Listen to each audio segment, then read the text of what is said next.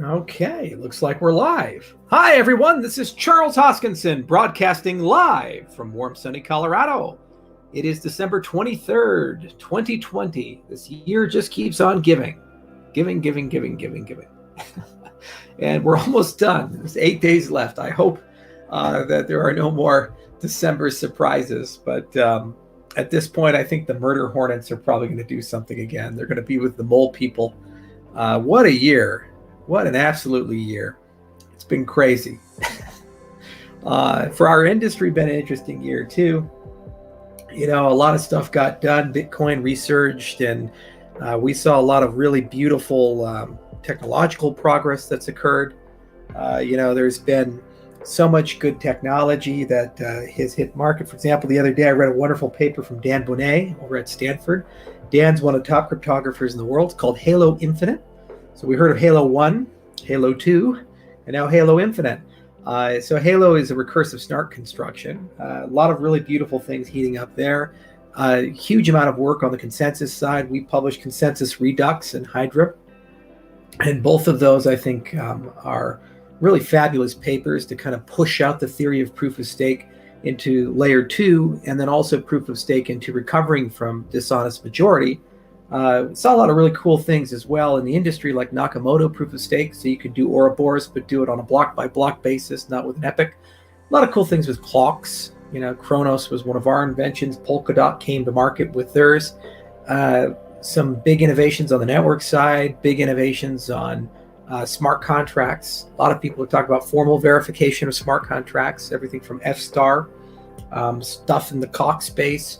Actually, there's some cool work that Nomadic Labs has done with Tezos, and that's good to see. And of course, we do our work with Plutus, and we have a whole strategy there, a lot of AGDA work. And then we have what we've been working on with Gregorian, Firefly, and Yella and KEVM, which has come to Cardano. It's been a very satisfying year from that perspective. You know, we entered this year as Cardaleno, never shipping. We had Byron, and that was wholesale unsatisfying, but we had the ITN, and everybody knew, you know, this is our year. And we shipped Shelley, and we went from a static federated system to a dynamic and decentralized system. And now 68% of the blocks are made by the community, and that'll close out in March. And so everything's on rails. And, you know, we went from a staking experience to Q1 of next year being a refined and beautiful staking experience. Governance is the same way. You know, now we're starting to work on participation. So with staking, we're at 63.5% of the ADA in circulation is staked. We're only behind Polkadot in that respect. So that's a tremendous level of participation, much higher than normal proof of stake cryptocurrencies.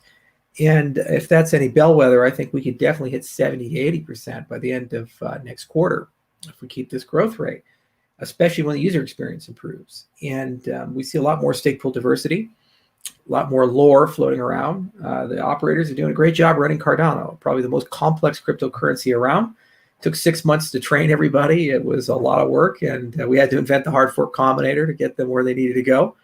But we did, you know, and hard work shows. 91 papers. We'll hit 100 probably in Q1. God, that's going to be a good day. And the code bases definitely show releases every week to 2 weeks. When we entered the year, no way, no how. You know, we were still kind of in development hell, retooling things, and we exited the year like a really lean, agile machine where we have story points and burn down charts, and the things that we think are going to happen actually happen. It's beautiful. So it's been a hard year, you know, logistically. The whole world shut down. Last international trip I took was London. I went there in March for a PwC event with Emergo, CF, and our company. And then right after I got back, Trump came out and said, world shut down. World shut down. And the world's been shut down for about 9 months. You know, it's been extraordinary to see what's happened. I never thought I'd live to see the world shut down, but we did. And we got through it. You know, 300 people in the company. We work with so many people, and it used to be whenever we had a problem, we just all come together. You know, we'd fly somewhere, go have a little micro summit. And here we actually have to have meetings over Hangouts. It's a lot different. You know, so our whole workflow had to be retooled, redone while we were growing, while we were dealing with shipping. One hell of a year from that perspective. A lot of great events though, and overall, I'd say this has been one of the better years for cryptocurrencies. 2018 was a pretty dreary one. 2019 had a lot of oomph up behind it, and we all knew that like 2020 was going to be exciting, and then everything happened to try to kill it. It still is happening to try to kill it, but the enthusiasm is much better and stronger. And I think going into 2021, that's going to be our year as an industry. We're going to grow faster and better. The world kind of woke up. They saw that if the U.S. government can print $6 trillion out of thin air and no one respects rule of law, it's about time we start talking about a new monetary system, which is understandably why we're starting to see a lot of regulatory pushback.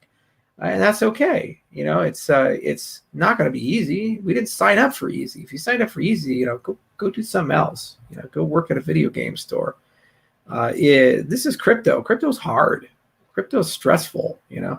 Get dragged through swamps filled with broken glass naked. That's what crypto is all about, and you have to deal with that every day. All kinds of eclectic people. A lot of growing up and maturing that needs to be done. It took me a long time too. I was not exactly the most mature person in the world when I entered this industry. I was a young guy. I'm still a pretty young guy. But I realized that there are collective themes where we fail together, we win together. And, recent events definitely showed that. And it told you who people are. Isn't it funny? You have people say the reason their product exists is because they have to transcend the government and they don't trust it. But then they applaud whenever the government does their dirty work for them. It shows you who's real and who's not real. Okay, so anyway, brief update there, but it's an AMA. So we decide that by you guys. So let's look to your questions.